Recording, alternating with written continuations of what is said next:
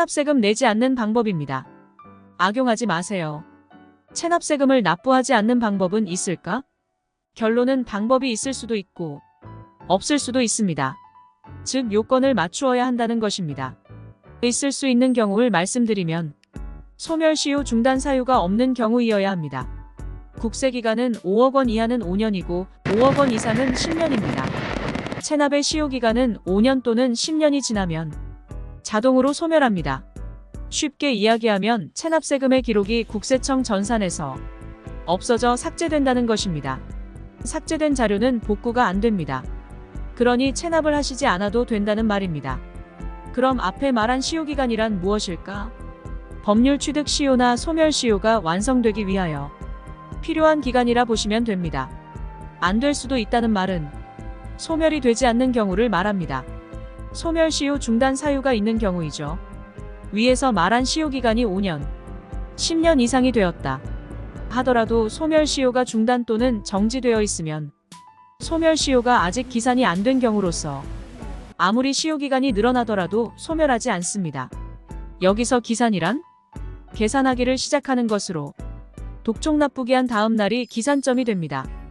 기산을 즉 소멸기간에 궁금해하시는 분들의 대다수 질문이 3년 또는 4년이 지났는데 탕감 즉 소멸이 되냐고 질문하시는데 시효기간이 지나야 소멸됩니다. 즉 기산이 넘어야 되니 5년 또는 10년이 지나야 해당 사항 요건을 갖추게 된다는 것입니다. 세금은 국민의 의무입니다.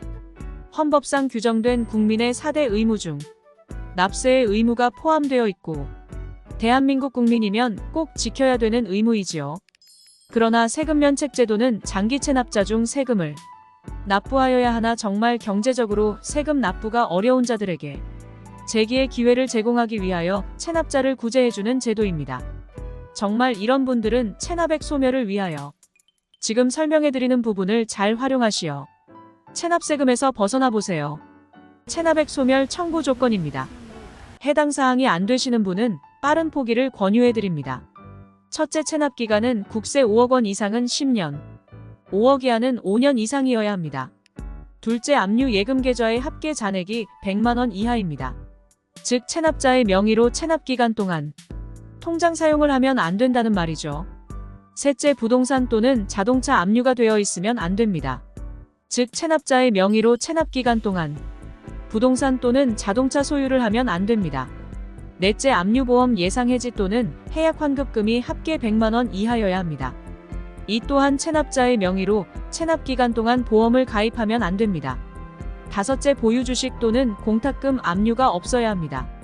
즉 국세는 5억 원 이하는 5년, 5억 이상은 10년 이상 기간에는 체납자 명의로 아무것도 할 수가 없다는 말입니다.